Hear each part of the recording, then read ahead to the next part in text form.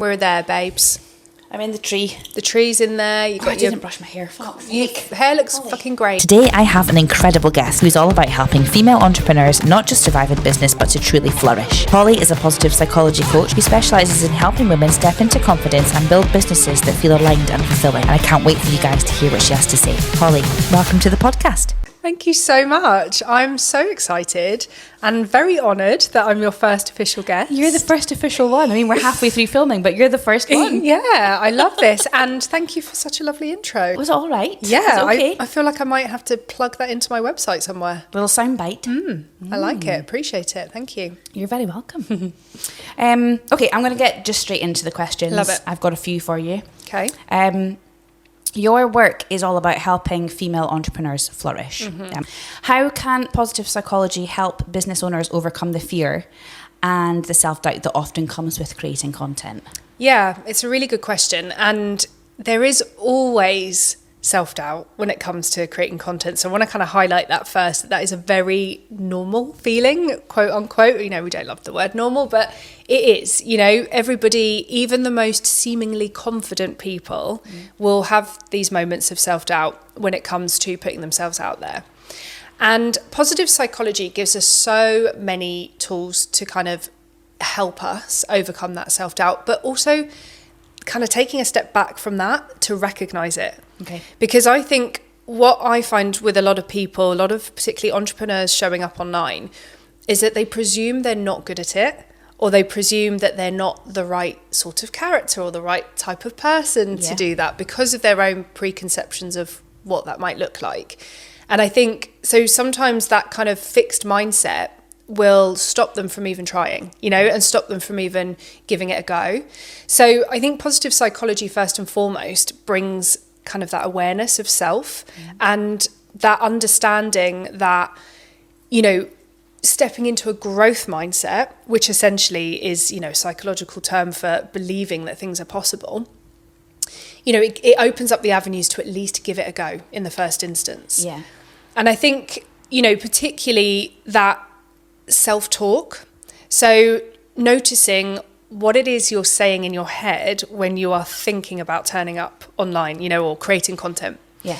So often we will have a little narrative going on in our head in these moments of self-doubt. So it might be things like, oh, I'm not good enough. All the time. Yeah. Or, but that person does that already and they're really good at it. I'm never going to be that good. But that person could be way further on in their journey than you could be when you started. You know what I mean? Exactly. The comparison to other people is just ridiculous. Yeah, it's not helpful. Yeah. It's not like comparison, just first and foremost, on a psychological level, is not helpful. Right? And I think... So stop it. Yeah, so stop. It's that easy. Yeah. There you go. If only. Yeah. But, you know, it's not a constructive thought. A thought pattern. So you want to be recognizing what is the conversation that's happening in your head when you're thinking or when you're being kind of blocked from creating content. Is it, you know, you're telling yourself that you're not good enough or that you don't have the skills or that other people are better? You know, notice that first. Yeah. Because once you actually notice that conversation, then it gives you something to work with. Okay. Because, you know, maybe it is, I don't know how to use my phone or how to actually physically create content on TikTok or Instagram. That then is actually really something you can overcome. Yeah. You know, that becomes, oh, actually, I can create strategies to help. I can go on a course and learn how to use my phone, or I can do these things. Exactly. Yeah. So rather than seeing it almost as the feeling, so the feeling that kind of manifests after the thought, are maybe anxiety or doubt or fear. And that's what we often get confused with, where we think it's fear, we're feeling something. And actually, when you identify the thought, you realise that that isn't a feeling. So thinking that you are not skilled on Instagram isn't actually a feeling. Right. So you can do something with that. Yeah. You know, it's much more rational, much more logical. Okay. And so it's kind of taking that little bit of emotion out of something that doesn't need to be laden with emotion, if that makes sense. Yeah. So I would say, you know, with psychology, it is all about, the first step is recognizing the thought process that's happening, that's potentially blocking you from giving it a go.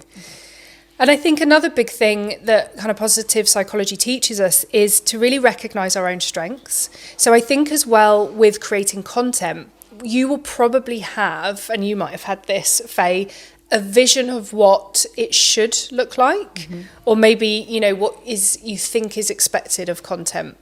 And if that doesn't necessarily feel aligned or ring true, then you almost like draw the line. You're like, well, there's no point because I'm not going to be like that, right? So, you know, if I was to use an example of, if we can throw ourselves back all those years ago when Reels first came out, and it was very trendy for everybody to dance in front and point at things, right? Yeah. And that was kind of the thing. It was like point, words would come up. And a lot of people will not feel comfortable doing that. No. You might be introverted. You might, you know, just not want to physically dance around. Some people will feel really comfortable doing that because we're all different. Of course. But you kind of see the people or focus on the people that feel really comfortable doing it and then assume that's the only way. You know, that's the only way of doing it. Yeah. But what I used to say to clients time and time again at that stage was, you don't have to be the dancey, pointy person to get yourself out there, to create content. You know, lean into actually what your own strengths are and what feels good to you. Yeah. So if you are somebody that is more introverted, there are ways of creating content that don't revolve just around you all the time or don't involve you dancing around on camera. Yeah. You know, and equally, I think that's really important to push that point, because when I first came to you for a Flourish event, you were the person that made me feel like you can put yourself out there. Whereas before I was always very much behind the camera. It was, we are Dose for a reason. It wasn't me. It was I was creating a brand rather than just talking about me. Yeah. And it was you that had said, you know, you need to put yourself out there. People buy from people. It was you that taught me all of this. Yeah. So really, my Instagram success, if you can call it that, is because of you. Oh. It is and helping put me in the right mindset for putting my voice out there initially, and then eventually my face. Yeah. So I don't know if any of you have seen on my Instagram there was, I don't think there is now because it's out of date, but there was a small video I put out that said, this is me, I'm Faye, I'm the founder of Dose, and this is my family and this is what we offer. And it was down to Holly for me, you know, it was you that encouraged me to do that. And from there, I got loads of amazing interest. Yeah. And you taught me some other bits as well, which we can go into later. But then, you know, it snowballed, and my confidence grew after every single post, and people going, oh my God, I love seeing you on this. You're really funny. This is really good. And it was only because of you that that's happened. You. Thank you. And do you know what? It makes me so happy to hear that. And also very grateful that you recognise my part in it. But it obviously only was a part in it because ultimately it's you that has shown up and has taken that step, and that step out of your comfort zone, which I think, again, is a scary place, right? Don't assume that it's going to be easy first time. No. It will feel a little bit uncomfortable potentially. That's completely normal and okay. Yeah. And the more you do it, the easier it will become. Yeah. And I think, again, with that kind of recognition of self that comes from, you know, psychology or kind of self-development, play to your strengths. Yeah. So do take steps that feel comfortable and feel aligned. And you know, I saw in you this incredible bubbly person that I'm sure everybody sees because we all love Faye. And, you know, it sort of blew my mind that you weren't leaning into those strengths. But sometimes it's easier for someone else to see it in you than to see it in yourself. Oh yeah, absolutely. I feel like I see that with other people in the industry. When I see people doing really well, you're like, you've got something. Yeah. You know, it's like a spark, isn't it, you see in somebody. Yeah. But yeah, I feel like there is a lot of it, of what I do now is all down to that first Flourish event. And you really opened my eyes. Something you said about being in your comfort zone as well, about growth and how growth doesn't come in your comfort zone. Yeah. And that completely blew my mind. Yeah. And opened up a whole new kind of, I don't know what's the word. just a whole new realm of possibility, I guess. Yeah. And I'd forgot we'd kind of covered that at the event that you were in. And did I probably show you like the drawing? Yeah. The wheel and the then wheel. how you... Yeah. So, you can stay in your comfort zone, which feels really good and feels really natural. And that's why you want to stay there.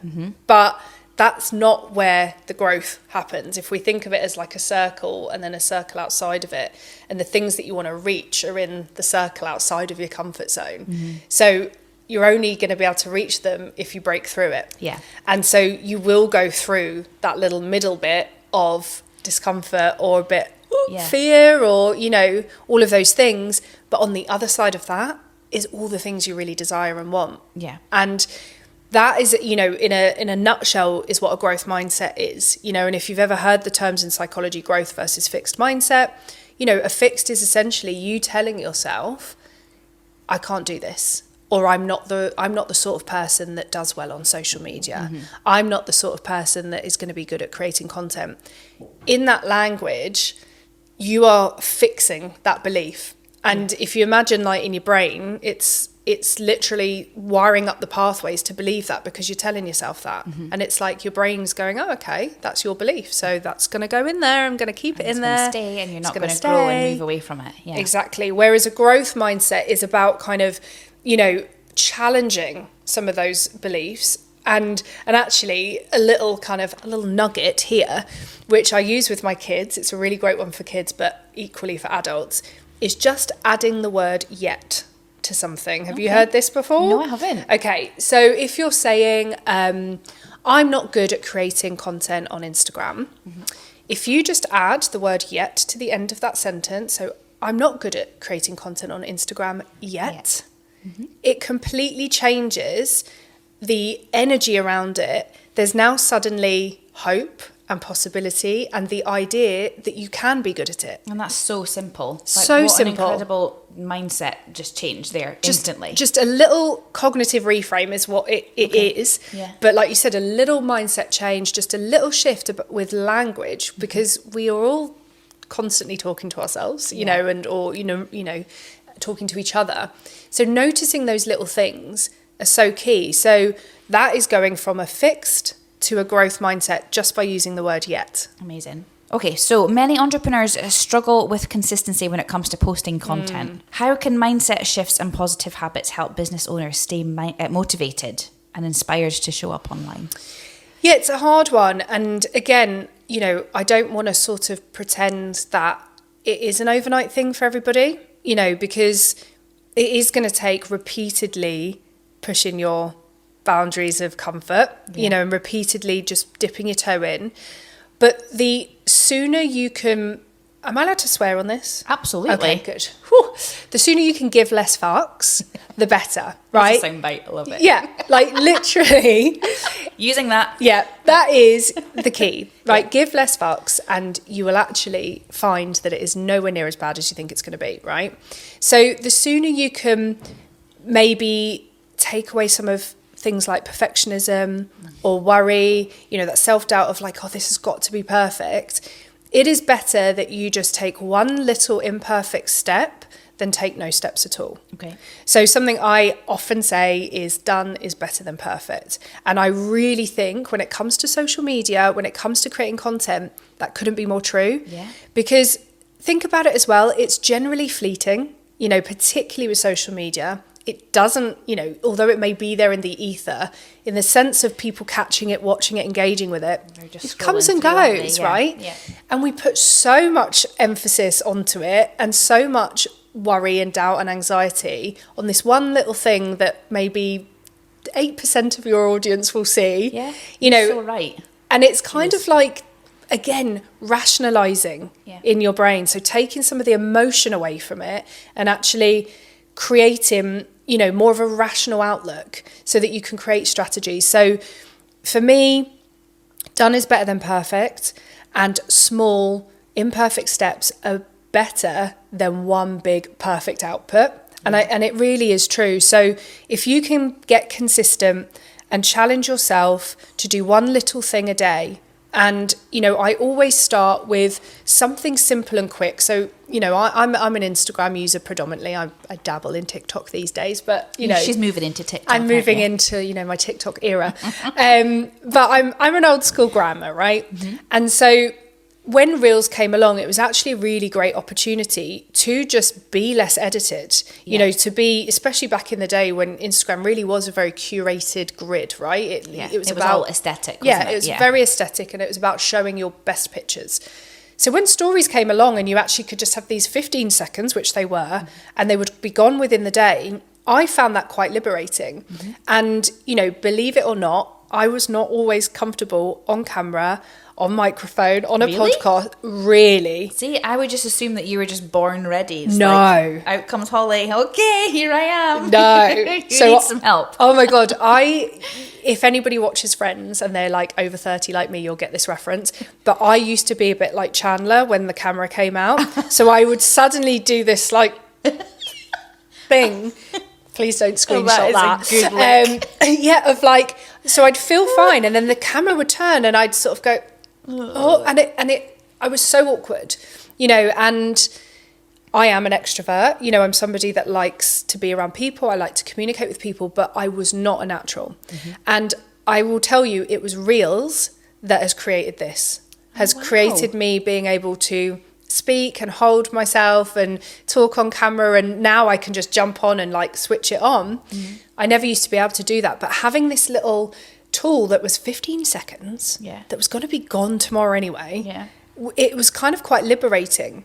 So if you are someone that worries about, I'm not a natural yet, use something like that, because you don't have to edit this massive video straight away. You don't have to, use all these apps to create this insane piece of content. If you're not used to showing up at all, start really small. Yeah. I follow quite a few different companies that do that. They come on and they'll chat for like 10 minutes, and the phone's literally like up against a coffee cup, and they're just chatting in a coffee shop, and it's really, you feel like you're there with them as a friend. Yeah. And actually it's really engaging, and I sit and I watch the whole thing. But I've never thought to do that myself, because it won't come across as polished, probably. Or because I think what people expect from me now is kind of done, very edited, done things. So I feel like that kind of goes against what I want to do, but I do want to do more natural stuff like that. But it's mad. That's mad. Mind. And so there, if I was going to be all psychologist on your ass, I would say you're now sort of reinforcing a belief that it's now got to be perfect. I've got to meet the expectation, when actually, if you go back to the original advice which even got you getting visible, it was about show more of you, be more authentic, do you. And honestly, when it comes to online content, I think there are very few exceptions, maybe some big like conglomerate, brand, but generally it's you. It's you that is your brand. It's you that's your business. It's you that's your, persona. So people are going to be drawn to that. Mm-hmm. And the more natural and the more aligned it can be and the more authentic, the easier it is for you, because you're not now trying to wedge and fit yourself into a mold or an expectation that you're trying to meet. And people will be drawn to it. So it will come so much more naturally. And I think this is the thing. People struggle with getting consistent with creating content because they're not doing it the way that feels good. Right, and it feels natural. So how can you sustain that? Yeah, because that's so right. If it doesn't feel good, you're not going to want to do it. You're going to procrastinate. Yeah.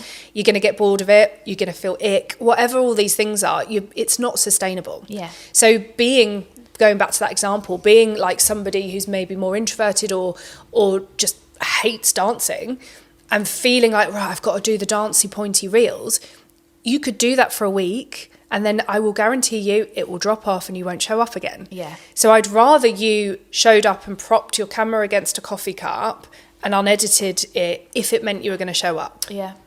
And I just think that's the bit. I think we are pushed into overthinking, and we are pushed into an expectation which is based on what we've seen of others, but also taking on what other people, you're thinking people might expect of you now. Yeah, well, that's it. It's like, that's the little voice in my head now. It's not, I can't do it, or I could never do that. It's, oh God, this isn't good enough to post now. It needs to be more polished. That kind of thing. It's And it's a different voice that I'm listening to. Yeah. And I bet you, has anybody ever said, God, Faye, your content's really not polished? Nobody's ever said that Unfollow. Like, you know, it doesn't happen.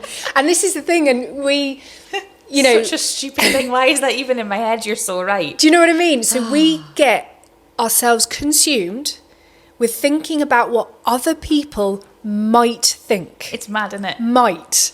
And truth is, Shit. they probably don't think that. And if they did, you wouldn't fucking know it anyway. No. Do you know what I mean? Yeah. So why are we so worried and so bogged down? And that's where, you know, time and time again for years, I've always said, try and take some of the emotion out of this, because your content isn't your self-worth.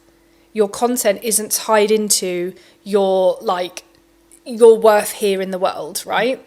So take that emotion out of it, lean into what feels good for you, be authentic, do it the way you want to do. There are no rules now. Yeah. You know, people are, if you look at maybe, you know, the top accounts across the board, I bet each one of those creates a very different type of content. You will have somebody who's completely unedited, you know, speaking into a little handheld microphone. Yeah. You will have somebody who, you know, creates super high-end, premium-looking content. You'll have somebody who's a comedian, whatever. You know, people are doing it however they want to do it. Yeah. And I bet you consume very different types of content. And have you ever thought, oh God, it's not as polished today, so not into that now? I actually haven't. No. I don't even know where that's come from. So, You're good, aren't you? well, I try. Jesus, you're so good. Journal into that later, babes. Yes. Oh, I love it. Unpick that a little bit. I will. You said, well, you know how you said that you weren't comfortable with doing stuff on your phone and stuff, that you weren't, like, Reels has created what you are. You, before, I'm assuming before Reels and everything came out, you were doing your public speaking and everything, because you've got that background as well. Yeah, and a blogger. I'm like Yes. old school blogger. Yeah. So did you have to put yourself out there for any of that? Yeah, so blogging was kind of a different kettle of fish, because I wasn't a vlogger, which was, you know, right. the old school kind of Yeah. YouTuber. I was very much a blogger, which was based around still images. Right.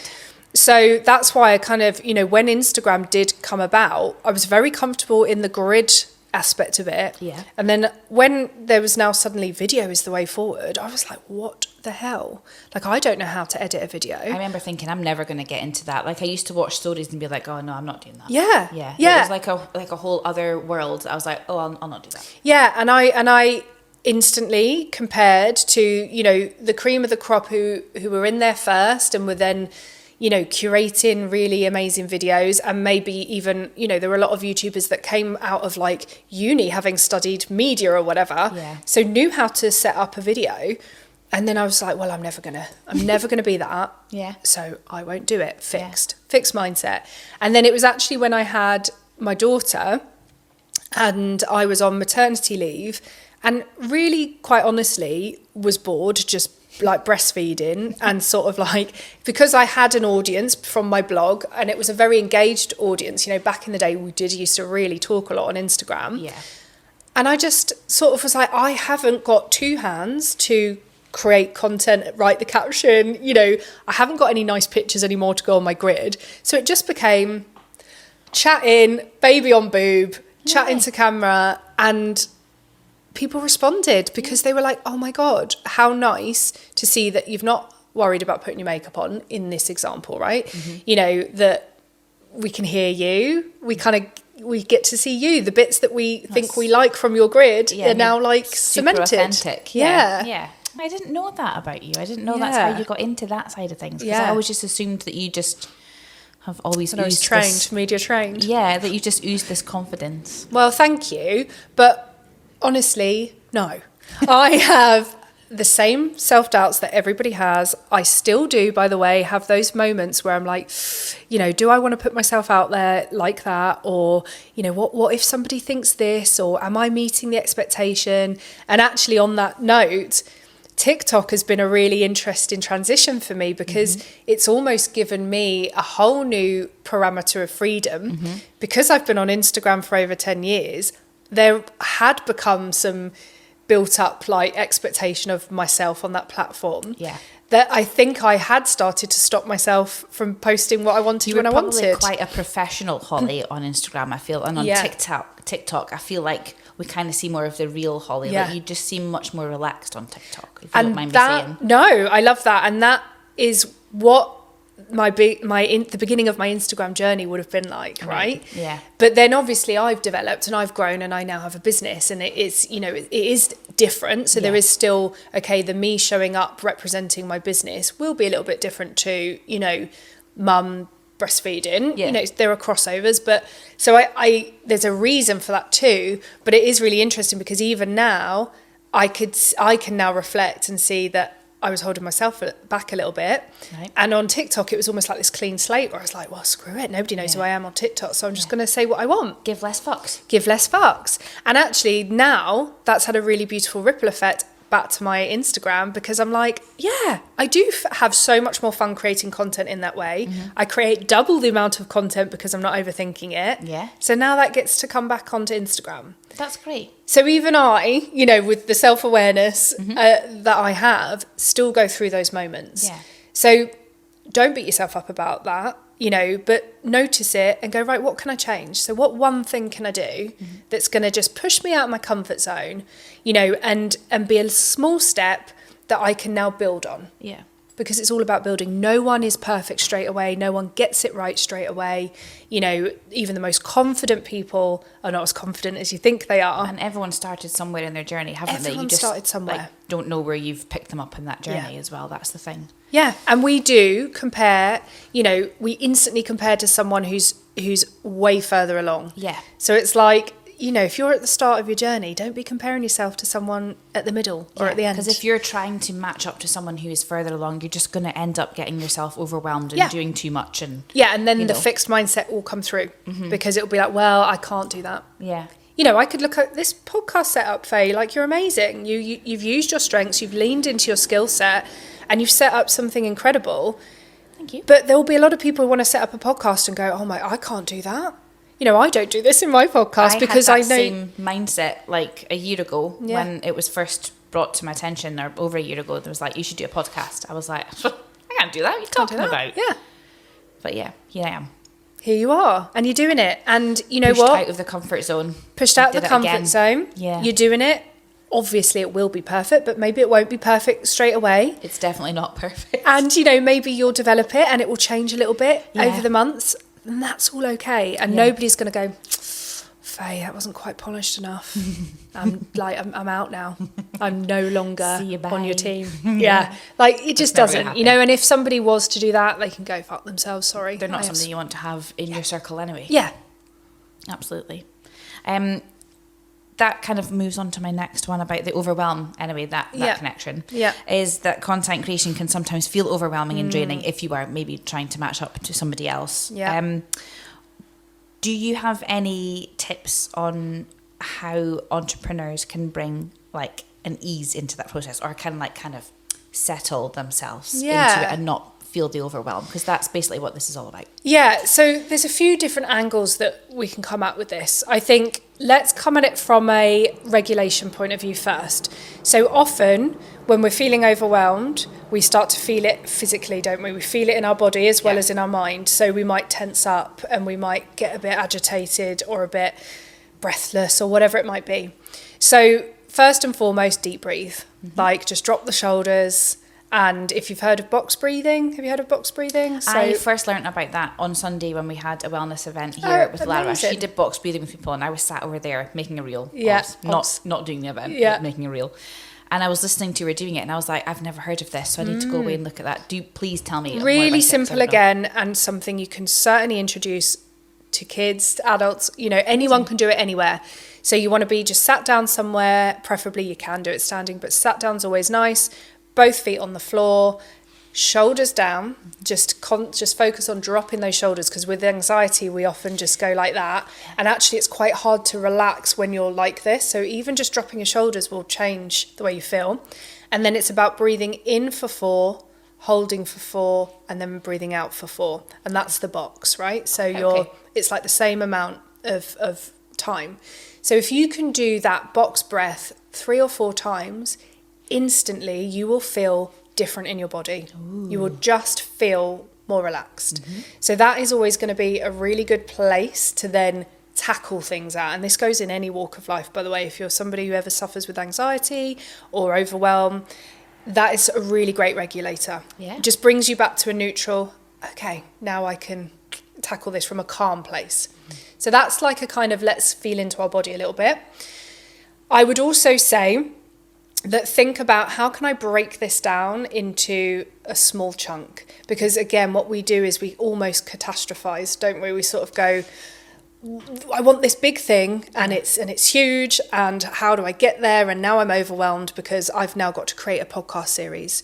When actually, if we bring it right back down, work backwards from that goal and bring it right down to, okay, what's the first step? So the first step might be I go and buy a microphone, you know, and actually when I buy that microphone, I'm going to tick that thing off my list. I'm going to congratulate myself. Oh, I love a good list. Love a good list, right? Yeah. So breaking it down, so not making it this big insurmountable thing that you've got to get to, and actually pulling back from that and breaking it down into all the like minutiae so that you can actually recognize, well, tick. Small wins. Small wins.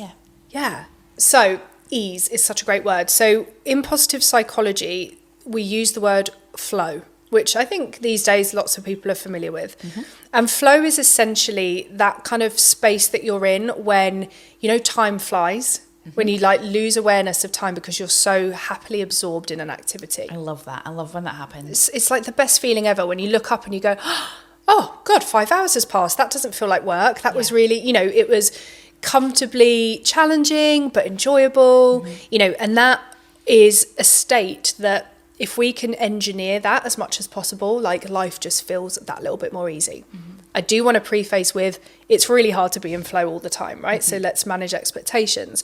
But if we can understand what it takes to get us into flow before doing something that's pushing us out of our comfort zone, we're already going to be in a better position, a more resilient position to give it a go. Okay. So if you know that, okay, I am quite a chaotic person or I do get overwhelmed easily, then trying to wedge in something like content creation in the middle of your day for an hour when you've got 2 other big activities, you know, with maybe the school run to do later, that is not going to get you into a place of flow.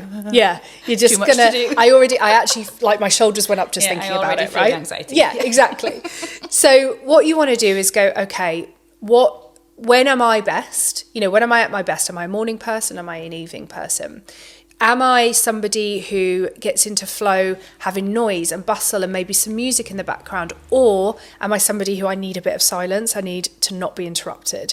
So recognizing these little signs that, you know, need to be there for you to truly get absorbed in an activity. Because when you recognize those signs, you can recreate them. So for me, if I want to get my head down, I do like silence. I do find it hard when there's, you know, music on in the background. So I will take myself away to somewhere that I can be in silence, turn off all my notifications, usually morning, because I kind of spike once I've woken up. I'm not a morning person, but once my day starts, usually with a full belly, because I don't want to be distracted by feeling hungry.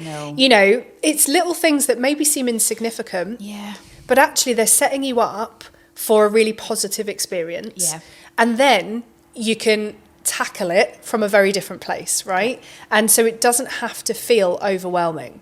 So rather than wedging a really difficult, pushing you out of your comfort zone activity into a busy day, create a little segment of time that is just for that. You know, and get yourself into flow as best you can, and allow that space just for that activity. That's great advice. You know, you taught me that back on the event. Learned so much on those events. They were amazing. Should do that one again. I know. I'm gutted that you don't do them anymore. No, I will. So I will. good. They are coming back. They're coming they? back. Yeah, they are coming back. Yeah. Little exclusively there, babes. Oh my God. What a drop on the podcast. Love it. Yes, you guys need to get into it because it's so good, honestly. But yeah, I remember when you started talking about that, and I was like, okay, when do I have my flow? When does that happen? And it's always nighttime for me. That is like full on focus. The kids are in bed. Sim's probably sitting watching something, or maybe I'll be in bed at that point.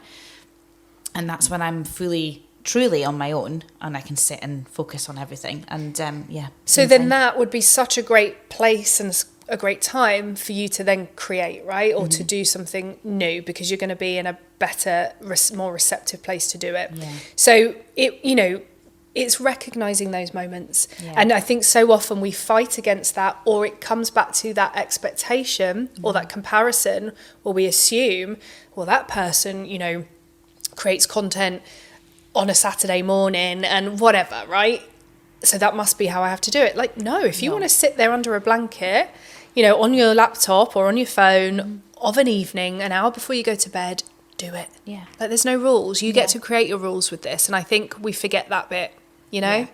I think my problem with that is the side of when I get my flow and I'm doing that at night time, I'll just carry on. Yeah. There's nothing then to stop me. I don't have a school run to go and do. I don't have all that stuff. And I'm suddenly like, shit, it's 4 a.m. Yeah, and also you're probably then a bit wired. Yeah, because you're and then in your... Effie, I'm like, shit, she's going to be awake in like an hour for milk. Yeah. And that's the bad part. That's the burnout part then, that I'm just like, shit, I'm overwhelmed because I'm doing too much. But yeah. So again, I feel like this could be a whole podcast on its own, but with positive psychology particularly, it's about recognizing when things are working for you and when they might be working against you. And bringing that kind of like optimum state. So with your personality type, with your strengths, with things like flow, it's not the flow that's working against you. It's your, probably, I would hazard a guess, high achieving trait, right? You're a high achiever. You're somebody who is very passionate and very ambitious and capable. So you will, in that flow, you get to kind of be all those things. Yeah. So you're like, ooh, Buzzed. you're buzzed. And so actually great in a controlled kind of sense, but notice, like you just reflected to me, when it might be working against you and go, actually, this is making me exhausted now. Yeah. So I need to pull back on that. Yeah. So my equivalent to that is learning. So I have a big learner strength. I love learning. But I can very easily just plug in any gap and space in my life with something new. And I realised that after studying a master's in psychology, after then going straight into my coaching certification, because I got used to functioning at that level, that when I suddenly had space, I was like, well, I've got to fill that gap. Fill it, yeah. And actually, no, because that if I'd carried on that trajectory, I would have burnt out. Yeah. So, yes, recognise those things that get you in that great space, but protect them a little bit too. Yeah. And kind of think about optimizing them. Yeah. Yeah, that's great, because I have started doing that, saying, right, I'm just going to block out maybe 3 hours and I'll go home early from work and I'll sit for 3 hours and do that, and then I'll go and do bedtime stuff, and it's good. It does definitely help. Time blocking is such a great, really practical step as well, particularly with the question you said about, the consistency when it feels overwhelming. Just block out couple of hours in your diary at your optimum time, and just know that that's the 2 hours or whatever it is set aside for content creation. You can finish it at the end of those 2 hours, and it doesn't have to be any more, doesn't have to be any less. It's there. It almost takes some of the thought away, because I think when you haven't blocked that time, again, it just becomes this big thing that kind of sits there, and you're like, it's niggling there, and it gets a bit bigger and it feels then really insurmountable, and you're like, well, actually, if I know I've got 2 hours on Monday in for that, suddenly you don't have to think about it again, because it's like, it's in my diary, so I'll think about it when it gets to 10 a.m. on Monday or whatever. And again, it's those little shifts that really take away some of the feelings that can build, and it just becomes something that you then have control over. And it's all about control, ultimately. Feeling in control of something, especially when you're being pushed out of your comfort zone. So try and retain those things that make you feel in control whilst you're being stretched into your growth zone, You're so good. I try. Jeez, I'm so pleased you're on this podcast, man. This is great. Something that is kind of the foundation of everything I do inside of Flourish, right? There's a reason my whole brand is called Flourish. And it comes from positive psychology. The kind of founder of PosPsych, if you want to call him that, is a psychologist called Martin Seligman, and he wrote a book called Flourish, and it completely changed my life. And it's all based around a theory called perma theory, if anyone's interested. And it's essentially, in a nutshell, psychology isn't just head up, right? You know, we sort of think of psychology as just the brain, but actually it's a far more holistic view. So in moments where you might be struggling, for instance, you know, feeling uninspired or lacking the creativity that you feel needs to be there to create content, remember that yes, there is the mindset, you know, that we've talked about. We've talked about maybe some limiting beliefs. We've talked about, you know, kind of using that growth mindset instead of the fixed. But there's also a lot that comes more physically too. So in positive psychology, we look at the fact that, you know, we need to address our movement and address our senses. So I always look to, you know, what do I need to feel inspired again? For me, it's space. You know, creating space so that I have, and you know, not just physical but time, but also getting out, moving my body in some way. You know, so some people that might be exercise, it might be running. For me, if I get out into nature, that instantly regulates me and instantly opens up my mind to be inspired. Right. You know, so for instance, if I go on holiday, I know day 2 of unwinding and being somewhere new, day 2, without fail, I'll get a creative business idea every bloody time. No way. And it might be something that I've been really struggling to land on, you know, because I'm constantly trying to, you know, fit it into work and, you know, I'm busy. I'm in the thick of everything. And I'm like, oh, why can't I just figure that out? As soon as I take a couple of days, give myself a bit of space and go into a new environment, it's like the penny drops and it lands. Amazing. So, you know, it really is not forcing yourself to be creative, you know, kind of going, okay, I'm lacking mojo today. Being kind to yourself, maybe today just isn't the day. Yeah. And it's all right. Like maybe today I'm just not going to come up with a thing. Yeah. Right? And then thinking, really looking at your life and going, okay, what are the moments where those pennies do drop? What am I doing? Is it when I'm out on a walk with the dog? You know, is it after a meal with friends because, you know, I've filled up my extroversion cup or whatever it might be. So, you know, psychology and our mindset around what we're doing when we are doing something challenging, like creating content potentially, isn't all just about the mind. It's actually about your body and your soul and your kind of experience as well. And resetting everything. Yeah. So yes, you can have a practical tools like, you know, mood boarding and getting all creative. Those are great. But actually, let's look at what has to happen in yourself first. And sometimes it can be as simple as just having a good night's sleep, giving yourself a few hours off, go and do something you love. Yeah. You know, take yourself off somewhere, treat yourself, and then actually you might find that was all you needed just to kind of reset. Yeah, that's a great tip. Thank you. I try. That's amazing. I mean, I feel like we've covered all of the questions. That was really fast. You've done well. I knew you'd absolutely smash this out. I was like, I'm going to be here for like 15 minutes. She's going to bash it out and we'll be done. Can I plug? Oh my God, plug away. So we've talked about a lot of tools today, actually. Like, we've covered quite a lot. I mean, actually, you would probably pay quite a lot of money to get that out of you. I'm really sorry. I've just... You know, I'll invoice you later. Joking. Never. But this is genuinely what I love, right? I'm really passionate about this and I could talk about this for ages. Yeah. And I've wanted to kind of drop in lots of little tools for everybody that's listening, because even if just one of those, even if it's just like the word yet, if you take that and roll with it, I'm happy, because you know that's something that can really change things significantly. I feel like everything you've said has at some point in my life changed the way I either think or do things, so it can be a complete game changer. Yeah.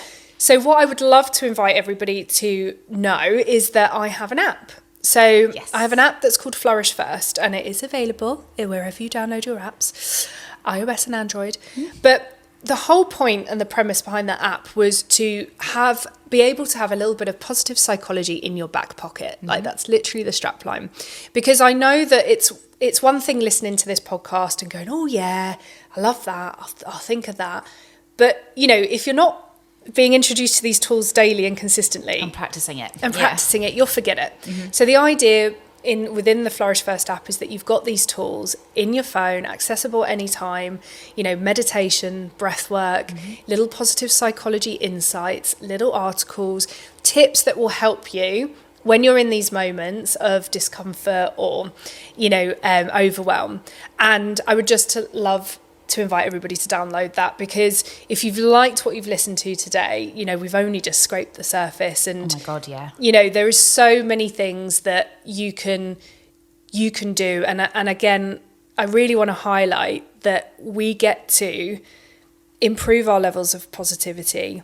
We get to control our happiness. Like, we all have, no matter what your set point is or your life experience, and, we all go through shit, and some people get handed a lot more shit than others.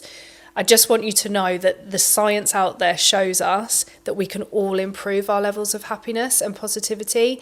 And, if one tool within that app really helps you, then that would make me feel entirely fulfilled. Yeah. Positive psychology is something you can take on board, whoever you are, wherever you are, and practice it. And, it can have a really, really immense, incredible impact on your life. I didn't realise it was quite so impactful until I started practicing it myself. Yeah. And it's suddenly like, oh, I feel like I do it every day now without even really thinking about it. And that's the sweet spot. Yeah. When you don't have to think about it and you're actually like, oh, I'm approaching that differently, or I'm feeling differently about that. And that to me is what flourishing is, that feeling of just contentment. It's not about a certain benchmark of success or a certain benchmark of happiness. It's just, actually, I feel content and happy that I can tackle the inevitable challenges of life, because that will always be there. So Flourish First. I'd love you all to have a little look and see. Available on the App Store? Available on the App Store, on Android and iOS. Amazing. Have you got Instagram or a website you want anybody to head to have a look at as well? Yes, I would love you to follow me along on Instagram. I'm Flourish with Holly, and that's where you kind of see me. You see me behind the scenes and lots of little sound bites of pos psych in there as well. If you are somebody that's interested in, studying positive psychology, or maybe you're listening to this and you work as a wellness professional or a coach, then I also have the Flourish First Coaching Academy, and that's where I can help equip you with even more positive psychology tools to help your community and your clients as well. This has just been a level up for you now, hasn't it? That with the academy is amazing. I'm excited, and because I love it and I believe it and I know it works, that if I can help empower other people to then help their clients or help their roles, that it could be leaders in work, it could be anything, that ripple effect of positive psychology, it's far reaching. It's such an amazing thing. So don't ever underestimate doing this little bit of work on yourself. I know today we're talking about content, right? Yeah. But actually everything that we've talked about today in terms of content will have the same impact on other areas of your life, and will ripple effect through things that you would never even think it would. And I think that's the beauty of it. Amazing. Totally makes sense. Thank you. Yay. And it's so lovely to see you flourishing, Faye. Aww. And to see Dose flourishing. It makes me so freaking happy. You literally have, you are manifestation personified. That is what manifesting is. Mm-hmm. You had a really clear vision, you worked backwards from it, and took the steps to make it happen. Manifestation isn't just about these things appearing out of nowhere because you've thought really hard about it. It's like you took the steps and you had that focus, and I'm so proud of you. Thank you. And I love that I get to be a customer too. Yay. Yay for me. Yay. Yay for me and my brows. Client of the month as well. Oh yes. Just saying, just dropping that in there. You were my first ever client of the month. Even though I may have founded that award myself. I mean, that's still counts. Fine. That's fine, but you are one of my best clients. Thanks. I love you. I love you too. Right, if you have enjoyed this episode, then please make sure that you follow Holly and you download her app, because it is great. I have it. Thank you all so much for listening and maybe watching, and we'll see you on the next episode. Thank you. Bye.